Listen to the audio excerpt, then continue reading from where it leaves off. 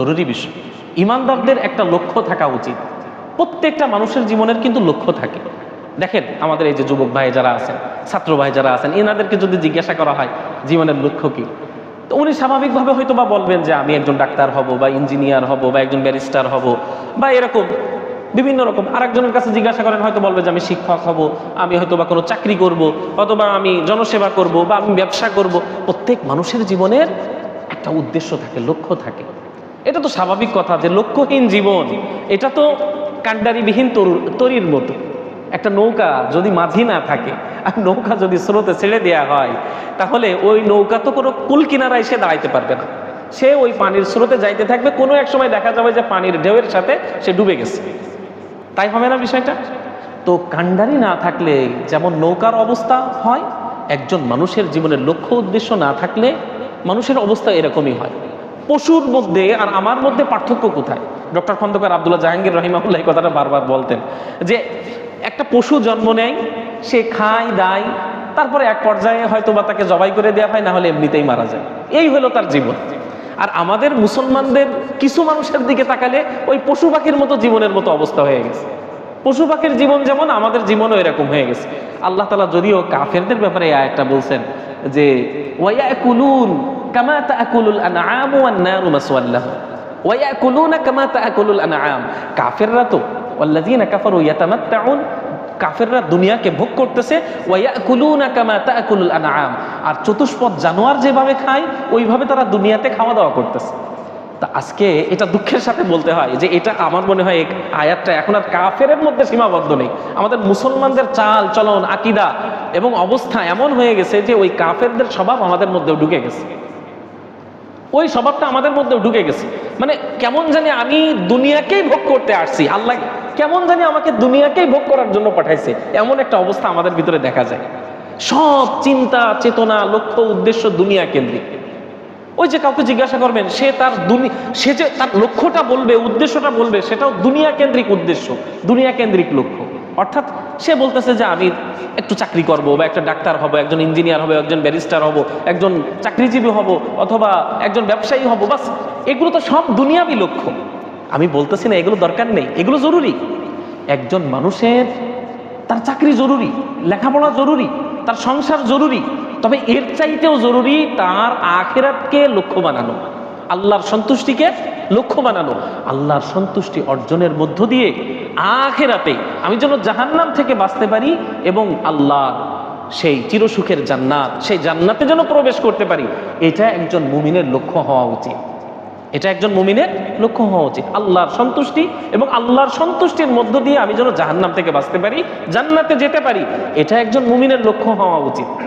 কিন্তু আমাদের চিন্তা চেতনা, আমাদের ধ্যান ধারণা এবং আমাদের কাজকর্ম কেমন জানি এখন ওই কাফেরের মতো হয়ে গেছে। যে কাফেরের উদাহরণ আল্লাহ তাআলা চতুষ্পদ জানোয়ারের সাথে দিয়েছেন, যে চতুষ্পদ জানোয়ার যেমন দুনিয়াতে জন্ম নেয়, খায় দেয়, একসময় জীবন শেষ হয়ে যায়, একইভাবে একজন কাফের, তার তো আখিরাত কেন্দ্রিক কোনো চিন্তা নেই, সেও দুনিয়াকে ভোগ করতেছে, দুনিয়াতে খাচ্ছে যাচ্ছে, এক পর্যায়ে দুনিয়া থেকে চলে যাচ্ছে, সে আখিরাত নিয়ে ভাবতেছে না। কিন্তু একজন মুমিনের জীবন, একজন মুমিনের জীবন, তার জন্য দুনিয়ার জীবনও গুরুত্বপূর্ণ, তার আখিরাতের জীবনও গুরুত্বপূর্ণ। তবে মনে রাখতে হবে যে দুনিয়ার জীবনে আমি, আল্লাহ তাআলা আমাকে সৃষ্টি করছেন আখিরাতের জীবনের জন্য। দুনিয়াতে আল্লাহ তাআলা আমাকে কেন সৃষ্টি করছেন? আখিরাতের জীবনের জন্য। এই জন্য আল্লাহ তাআলা কুরআনুল কারীমের মধ্যে আমাদেরকে বলছেন, ওমান আরাদাল আখিরাতা ওয়া সাআ লাহা সা'য়াহা ওয়া হুয়া মুমিন ফাউলাইকা কানা সা'য়ুহুম মাশকুরা। আল্লাহ তাআলা বলতেছেন যে ওমান আরাদাল আখিরাতা, যে ব্যক্তি আখিরাতকে চায়, ওয়া সাআ লাহা সা'য়াহা, আর ওই আখিরাতকে পাওয়ার জন্য যে ব্যক্তি চেষ্টা করে, ওহুয়া মুমিন, ঈমান অবস্থায়, ফাউলাইকা কানা সা'য়ুহুম মাশকুরা। তাফসীরের মধ্যে আসছে যে সা'য়ুহুম মাশকুরা এই মাকবুলা, তার সমস্ত চেষ্টাগুলোকে আল্লাহ তাআলা কবুল করে দেন। অর্থাৎ আমি দুনিয়াতে চাকরি করব, দুনিয়াতে ব্যবসা করব, দুনিয়াতে সংসার চালাবো, সবকিছুই করব, কিন্তু এই সব কিছু আমার নিয়ত থাকবে কোন কেন্দ্রিক? আখিরাত কেন্দ্রিক। আমি আমার সন্তানকে লেখাপড়া করাই, কিন্তু এটা কার সন্তুষ্টির জন্য করাবো? আমি আমার স্ত্রীর জন্য, আমার মা বাবার জন্য খাদ্যের যোগান দিতে যাই, এটাও কার উদ্দেশ্যে হবে? আল্লাহর উদ্দেশ্য হবে, আখিরাতকে কেন্দ্র করে হবে। শুধুমাত্র যারা আমরা দুনিয়া দুনিয়া করে চলতেছি, দুনিয়াকে মূল বানাই ফেলছি, একজন কাফের যেমন দুনিয়াকে মূল মনে করে, আমিও তেমনই আমার দুনিয়াকে মূল বানাই ফেলছি। তো এরকম যদি আমার অবস্থা হয়ে যায় তাহলে দেখেন আমার দুনিয়াও বাঁচবে না, আখিরাতও কিন্তু বাঁচবে না। হাদিসের মধ্যে আসছে রাসূলুল্লাহ সাল্লাল্লাহু আলাইহি ওয়াসাল্লাম বলছেন, মান কানাতিদ দুনিয়া হাম্মাহু ফাররাকাল্লাহু আলাইহি আমরাহু। একজন ঈমানদার তার চিন্তা চেতনা কেমন হওয়া উচিত? মান কানাতিদ দুনিয়া হাম্মাহু, যদি কোনো ঈমানদার সে তার সমস্ত কাজ কর্ম চিন্তা চেতনা এগুলো যদি সবকিছুকে রাখে দুনিয়া কেন্দ্রিক, মানে সে যা কিছু করে দুনিয়াকে লক্ষ্য রেখে করে, অর্থাৎ আমি এরকম টাকার মালিক হব, এরকম গাড়ি বাড়ির মালিক হব, এরকম দুনিয়াতে এটা করবে, এই দুনিয়া কেন্দ্রিক যদি কোনো ব্যক্তি চিন্তা চেতনা লালন করে, তো রাসূল সাল্লাল্লাহু আলাইহি ওয়াসাল্লাম বলতেছেন ফাররাকাল্লাহু আলাইহি আমরাহু, আল্লাহ তাআলা তার দুনিয়ার সমস্ত কাজ কর্মগুলোকে বিক্ষিপ্ত করে দেবেন, ছড়িয়ে দেবেন, আল্লাহ তাআলা তার সমস্ত কাজগুলোকে বিচ্ছিন্ন করে দেবেন, অর্থাৎ তার কোনো কাজকে সে গুছানো পাবে না, সময়ে বরকত পাবে না, কাজের মধ্যে বরকত পাবে না, কাজ থাকবে সবকিছু এলোমেলো।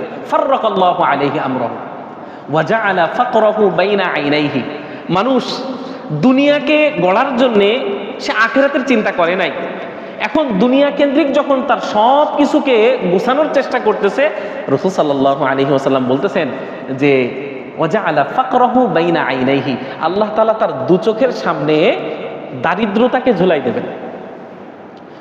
সে অভাব দূর করার জন্য এত চেষ্টা এত মেহনত দিন রাত খাটাখাটনি করতেছে, কি তো দুনিয়াকে উজ্জ্বল বানাইতে হবে, ভবিষ্যৎ উজ্জ্বল বানাইতে হবে, সন্তানদের জন্য বড় কিছু করে যেতে হবে, সম্পদ গড়ে যেতে হবে, এইরকম চিন্তা চেতনা নিয়ে সে সারাদিন দৌড়াদৌড়ি করতেছে। কিন্তু রাসূল সাল্লাল্লাহু আলাইহি ওয়াসাল্লাম বলতেছেন যে ওয়া জাআলা ফাকরাহু বাইনা আইনাইহি, তার দু চোখের সামনে আল্লাহ তাআলা দারিদ্রতাকে এমন ভাবে ঝোলাই দেবেন, সে তার চোখের সামনে শুধু অভাব দেখবে অভাব দেখবে। ওই ব্যক্তির কাছে আপনি যদি জিজ্ঞাসাও করেন ভাই কেমন আছেন কি অবস্থা, ও কোনো সময় দেখবেন যে মুখ দিয়ে শুকরিয়া বেরোচ্ছে না, আরে এইটা এই সমস্যা সেই সমস্যা অমুক সমস্যা তুমুক সমস্যা, ওর সামনে শুধু সমস্যা আর সমস্যা, সামনে শুধু দারিদ্রতা, সামনে শুধু অভাব আর অভাব, ওর দারিদ্রতা কখনো দূর হবে না। কারণ জীবন বানাইছে দুনিয়া কেন্দ্রিক, উচিত ছিল আখিরাত কেন্দ্রিক জীবন বানানো, সেটা না করে বানাইছে দুনিয়া কেন্দ্রিক। এখন দুনিয়াকে গড়তে যেয়ে সে আখিরাতকে পুরোপুরি ভুলে গেছে। আমরা আমাদের বদনসিব এবং আমাদের বুঝের কত অভাব একটু চিন্তা করেন। আল্লাহ তাআলা ইবাদতের সাথে আমাদের বরকতের সম্পর্ক রাখছেন, কিন্তু আমরা সেই ইবাদতকে পাশে ঠেলে ঘরে বরকত আনতে চাই। আমার সংসার যেন ভালো চলে, আমার ছেলে মেয়ে যেন ভালো স্কুল কলেজ মাদ্রাসাতে লেখাপড়া করতে পারে, অথবা আমার জন্য সামনে গাড়ি বাড়ি অট্টালিকা এবং ব্যাংক ব্যালেন্স গড়তে পারি, এর জন্য আমরা কি করি? তো আমরা দিন রাত খাটাখাটনি করি, আর দিন রাত খাটাখাটনি করতে যে আল্লাহর জন্য যে একটু সময় বের করব, আমরা যে নামাজের জন্য একটু সময়টুকু বের করব, অথবা সিয়ামের জন্য একটু সময় বের করব, রাতে একটু তাহাজ্জুদের নামাজ আদায় করব, বাস কোনো কিছুরই সুযোগ হয় না। একটু দাওয়াত তাবলীগের মেহনত করব, অন্য মানুষের কাছে বসে দুই চারটা ভালো কথা বলবো, সময় হয় না। কেন সময় হয় না? তো উনি তো বড় ব্যবসায়ী, ব্যবসার কারণে উনি সময় বের করতে পারেন না। উনি তো বড় চাকরিজীবী, চাকরির কারণে উনি সময় বের করতে পারেন না। অথচ রাসূল সাল্লাল্লাহু আলাইহি ওয়াসাল্লাম দেখেন কি বলতেছেন। রাসূল সাল্লাল্লাহু আলাইহি ওয়াসাল্লাম এক হাদিসের মধ্যে বলেন, ইয়া ইবাদি তাফাররাগ লিইবাদাতি, হে আমার বান্দারা, তাফাররাগ লিইবাদাতি, আমার ইবাদতের জন্য তুমি তোমার সময় থেকে কিছু সময়কে ফারেক করো, বের করো। আল্লাহ তাআলা আমাদের এই যে দেখেন এক একজনের বয়স এক এক রকম, হয়তোবা এখানে 60-70-এর মানুষও আছে, আবার ছোট মানুষও আছে। তো এই যে বয়সকাল আয়ুষ্কাল এবং প্রতিটা দিন আমরা দিন রাতে 24 ঘন্টা করে সময় পাচ্ছি, এই সময়ের মধ্যে আমি যদি আল্লাহ তাআলার জন্য একটু সময় বের করতে চাই, কতটুকু বা সময় আমার বের করা লাগবে বলেন? 5 ওয়াক্ত নামাজের জন্য আপনি সর্বোচ্চ 2 ঘন্টা সময় দিলেও তো যথেষ্ট, তাই না? 5 ওয়াক্ত নামাজ, একটু দাওয়াত তাবলীগ, একটু পরিবার নিয়ে ভালো কথা বলা, বা দ্বীনি সার্কেলে একটু সময় দেয়া, বন্ধুদের সাথে একটু সময় দেয়া, তাদের সাথে দ্বীনি কথাবার্তা বলা, তাদেরকে দ্বীনের প্রতি উদ্বুদ্ধ করা, বাস কতটুকু সময় লাগবে আপনার? 3 ঘন্টা। তো 24 ঘন্টা আল্লাহ তাআলা আপনাকে ভালো রাখছেন, সুস্থ রাখছেন, সময় দিয়েছেন, ওখান থেকে মাত্র 2.5 ঘন্টা 3 ঘন্টা সময় যদি আমি আল্লাহর জন্য ফারেক করি, দেখেন রাসূল সাল্লাল্লাহু আলাইহি ওয়াসাল্লাম আমাদের জন্য বলতেছেন যে আল্লাহ তাআলা বলেন ইবাদতের সাথে বান্দার বরকতের সম্পর্ক। ইয়া ইবাদি তাফাররাগ লিইবাদাতি, হে আমার বান্দারা তোমরা আমার ইবাদতের জন্য তোমার সময় থেকে কিছু সময় যদি ফারেক করতে পারো, তাহলে কি হবে? আমলাউ সাদরাকা গিনা, আমি তোমার অন্তরকে সচ্ছলতা দিয়ে ভরে দেব। সুবহানাল্লাহ বিহামদিহি। আমলাউ সাদরাকা গিনা, আমি তোমার বক্ষকে সচ্ছলতা দিয়ে ভরে দেব যদি তুমি আমার জন্য কিছু সময় ইবাদতের জন্য ফারেক করতে পারো। আমার সন্তুষ্টি অর্জনের জন্য তুমি যদি তোমার সময় থেকে কিছু সময় ইবাদতের জন্য আলাদা করতে পারো, ফারেক করতে পারো, আমার ইবাদতটুকু যদি মিনিমাম যতটুকু করা দরকার এতটুকুও যদি করো, তাহলে আমার বরকত তোমার সাথে থাকবে।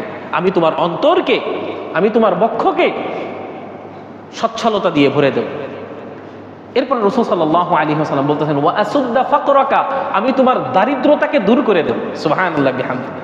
তাহলে দারিদ্রতা দূর হবে শুধু কষ্ট ক্লেশ করলেই, নাকি কষ্ট ক্লেশের মধ্যে আল্লাহ তাআলার ইবাদতটুকু ঠিক রাখলে? কষ্ট ক্লেশের মধ্যে আমার চাকরি থাকবে, আমার ব্যবসা থাকবে, আমার ক্ষেত খামারি থাকবে, সব কিছুই থাকবে, তবে এর মধ্য দিয়ে আল্লাহ তাআলার জন্য আমি একটু সময় ফারেক করি, বের করি। যদি ওই সময়টুকু বের না করি, তাহলে আমি আমার ক্ষেত খামারিতে অনেক সময় দেব, চাকরিতে সময় দেব, ব্যবসাতে সময় দেব, কিন্তু কোনো কিছু আমার বরকত আনতে পারবে না, আমার অন্তরে প্রশান্তি আনতে পারবে না, আমার সচ্ছলতা আনতে পারবে না, আমার দারিদ্রতা কোনোভাবেই দূর হবে না। এ কথা কে বলছেন? রাসূল সাল্লাল্লাহু আলাইহি ওয়াসাল্লাম। রাসূল সাল্লাল্লাহু আলাইহি ওয়াসাল্লাম এরপরে যাই বলেন, ওয়া ইল্লা তাফআল, যদি এটা না করতে পারো মানে যদি ইবাদতের জন্য তুমি তোমার সময় থেকে আমার জন্য কিছু সময় বের করতে না পারো, তো অবস্থা কি হবে? রাসূল সাল্লাল্লাহু আলাইহি ওয়াসাল্লাম বলতেছেন, মালাতু ইয়াদাইকা শুগলান, তোমার দুই হাতকে আমি ব্যস্ততা দিয়ে ভরে দেব। তোমার সামনে শুধু থাকবে ব্যস্ততা আর ব্যস্ততা, তুমি সময়ের বরকত পাবে না। সব সময় তোমাকে দেখা যাবে দৌড়াই বেড়াচ্ছ, ছুটে বেড়াচ্ছ, গাড়িতে আর গাড়িতে দৌড়াচ্ছ আর দৌড়াচ্ছ, ব্যস্ত আর ব্যস্ত। এটা কেন হয়েছে? তুমি ইবাদতের জন্য তোমার সময় থেকে কিছু সময় ফারেক করো নাই। রাসূল সাল্লাল্লাহু আলাইহি ওয়াসাল্লাম এরপরে যে বলতেছেন, ওয়াল্লাম আসুদ্দা ফাকরাক, তুমি জেনে রেখো তোমার কঠিন কালেও তোমার অভাব অনটন, তোমার দারিদ্রতা তোমার থেকে দূর হবে না। আল্লাহ তাআলা আমাদেরকে হেফাজত করেন। এই হাদিস থেকে অত্যন্ত স্পষ্টভাবে আমরা বুঝতে পারলাম যে ইবাদতের সাথে মানুষের বরকতের সম্পর্ক রয়ে গেছে। দারিদ্রতা তখনই দূর হবে, অন্তর তখনই প্রশান্তি লাভ করবে, অন্তর আল্লাহ পাক রব্বুল আলামিন তখন আমার সচ্ছলতা দিয়ে ভরে দেবে, যখন আমি আমার সময় থেকে কিছু সময় আল্লাহর জন্য বের করতে পারবো, ইবাদতের জন্য বের করতে পারবো। তো ওই যে হাদিস বলতেছিলাম যে ব্যক্তি তার জীবনকে সাজাইছে শুধু দুনিয়া কেন্দ্রিক, অর্থাৎ তাকে জিজ্ঞাসা করলে বা তার চাল চলন ভাব ভঙ্গি এই কিছু দেখলে এক চান্সে মনে হয়ে যায় যে ও তো শুধু দুনিয়ার জন্যই করতেছে।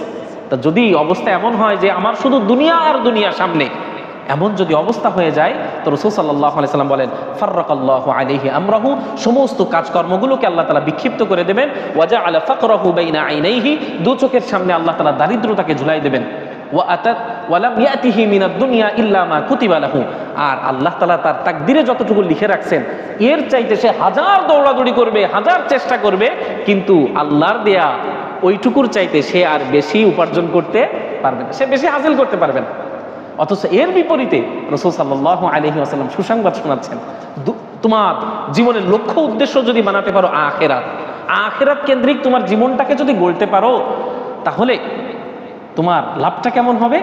রাসূল সাল্লাল্লাহু আলাইহি ওয়াসাল্লাম বলতেছেন, অমান কানাতিল আখিরাতু নিয়াতাহু, যে ব্যক্তি তার জীবনের লক্ষ্য উদ্দেশ্য বানাবে আখিরাত, সে চাকরি করে আখিরাতকে সামনে রেখে, সে সংসার করে আখিরাতকে সামনে রেখে, সে ক্ষেত খামারি করে আখিরাতকে সামনে রেখে, জীবনের সব লক্ষ্য উদ্দেশ্য সাজায় আখিরাতকে কেন্দ্র করে, অমান কানাতিল আখিরাতু নিয়াতাহু জামা আল্লাহু লাহু আমরাহু, আল্লাহ তাআলা তার সমস্ত কাজ কর্মগুলোকে একত্রিত করে দেবেন, সময়কে আল্লাহ পাক রব্বুল আলামিন বরকত দিয়ে ভরপুর করে দেবেন। সুবহানাল্লাহ। তার সমস্ত কাজকর্ম গোছানো পাবে সে। যে কাজটা অন্য মানুষ করতে গেলে দেখা গেল যে 2 দিন 3 দিন সময় লেগে যেত, আল্লাহ পাক রব্বুল আলামিন তার ওই কাজটাকে দেখা যাবে একদিনের ভিতরে সে শেষ করে ফেলছে, এক বেলার ভিতরে শেষ করে ফেলছে। এই বরকত আল্লাহ পাক রব্বুল আলামিন তখন দেবেন যখন মানুষের কাজকর্ম থাকে আখিরাত কেন্দ্রিক। এবং অন্য একটা হাদিসের মধ্যে আসছে, এটা সহিহ হাদিস, যে যখন আল্লাহর ঘরের একজন মুসল্লি নিয়মিত যাতায়াত করে, আল্লাহর ফেরেশতারা ওই তাদের সাথে সঙ্গী হয়ে যায়। একজন নিয়মিত মুসল্লি তার বন্ধু হয়ে যায় আল্লাহর ফেরেশতা। হাদিসের ভাষায় যে তাদের সাথে সে বসে, তাদের ব্যাপারে খোঁজ খবর নেয়, সে যদি অসুস্থ হয় তার সেবা শুশ্রূষা করে, এভাবে একজন ফেরেশতা তার সঙ্গী হয়ে যায়। তো ওই ব্যক্তি দেখা গেল যে কোনো একটা কাজের ভিতরে আটকাই গেছে, কোনো একটা ব্যস্ততার মধ্যে আটকাই গেছে, তার মসজিদে আসতে দেরি হচ্ছে, আল্লাহ পাক রব্বুল আলামিনের ওই ফেরেশতা তাকে খুঁজতে লেগে যায়, এবং যে যখন দেখে যে সে একটা ব্যস্ততার ভিতরে আটকে গেছে, আল্লাহর ফেরেশতা স্বয়ং ওই বান্দার সাহায্যকারী হয়ে যায়। সুবহানাল্লাহ। এভাবে আল্লাহ পাক রব্বুল আলামিন জামা আল্লাহু লাহু আমরাহু, আল্লাহ তাআলা তার সময়ের মধ্যে বরকত দিয়ে দেবেন, সব কিছুকে আল্লাহ তাআলা একত্রিত করে দেবেন। আল্লাহ তাআলা এরপরে কি করবেন? রাসূল সাল্লাল্লাহু আলাইহি ওয়াসাল্লাম বলতেছেন ওয়াজআলা গিনাহু ফি কলবিহি, আল্লাহ তাআলা তার অন্তরকে সচ্ছলতা দিয়ে ভরে দেবেন, তার মনে থাকবে প্রশান্তি। জিজ্ঞাসা করবেন কেমন আছেন, হয়তো দেখা যাবে যে দুপুরবেলায় খাইনি, তারপরেও বলে ফেলবে আলহামদুলিল্লাহ, আল্লাহ তাআলা অনেক ভালো রাখছেন। আস-সাবিরিনা ফিল বাসাই ওয়াদ-দাররাই, সে সুখে দুঃখে সচ্ছলতায় অসচ্ছলতায় সর্বদাই সে আল্লাহ তাআলার উপরে সন্তুষ্ট, সে সবরকারী, সে আল্লাহ তাআলার উপরে ভরসাকারী।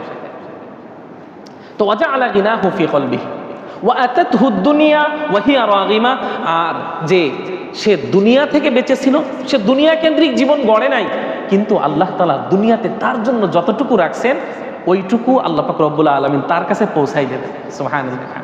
ওয়া আতাতহু দুনিয়া ওয়া হিয়া রাগিমা, সে যে দুনিয়া থেকে বেঁচে থাকার চেষ্টা করছে, দুনিয়ার সাথে নিজের জীবনকে অতপ্রতভাবে জড়িয়ে ফেলে নাই, আল্লাহ পাক রব্বুল আলামিন দুনিয়াতে তার জন্য যতখানি বাজেট রাখছিল পুরো বাজেট তার সামনে এনে উপস্থিত করে দেবেন। সে দৌড়াদৌড়ি করে নাই, অত বেশি ব্যস্ততা দেখাই নাই, আল্লাহ পাক রব্বুল আলামিন ওই যে একটু আখিরাত কেন্দ্রিক তার জীবনকে গুছাইছে, এর বদৌলতে আল্লাহ পাক রব্বুল আলামিন তার সামনের সব কিছুকে সহজ করে দেবেন। সুবহানাল্লাহ। শুধু এটা কেন, আমি যদি কুরআনুল কারীমের একটা আয়াতকে একটু লক্ষ্য করি, সূরা তাহার মধ্যে আসছে আয়াতটা, আল্লাহ পাক রব্বুল আলামিন বলেন ওয়া'মুর আহলাকা বিস-সালাতি ওয়াসতাবির আলাইহা লা নাসআলুকা রিজকা নাহনু নারযুকুক ওয়াল আকিবাতু লিত-তাকওয়া। আল্লাহ তাআলা বলতেছেন ওয়া'মুর আহলাকা বিস-সালাহ, হে নবী আপনি আপনার পরিবারকে নামাজের আদেশ করুন। ওয়া'মুর আহলাকা বিস-সালাহ ওয়াসতাবির আলাইহা, আর আপনিও ওই নামাজের উপরে অটল থাকুন, অবিচল থাকুন। পরিবার নামাজ পড়ুক, আপনিও নামাজ পড়েন। তো এর দ্বারা ফায়দা কি হবে? লা নাসআলুকা রিজকা নাহনু নারযুকুকা, আমি তো আপনার কাছে রিজিক চাই না, বরং আমি আপনাদেরকে রিজিক দান করি। সুবহানাল্লাহ। এই আয়াত খুব স্পষ্টভাবে বলতেছে যে নামাজের সাথে রিজিকের সম্পর্ক রয়ে গেছে। কেননা এই একই আয়াত আল্লাহ তাআলা বলতেছেন যে পরিবারকেও নামাজের কথা বলেন, আপনিও নামাজ পড়েন, রিজিক আপনার কাছে চাই না, রিজিক আমি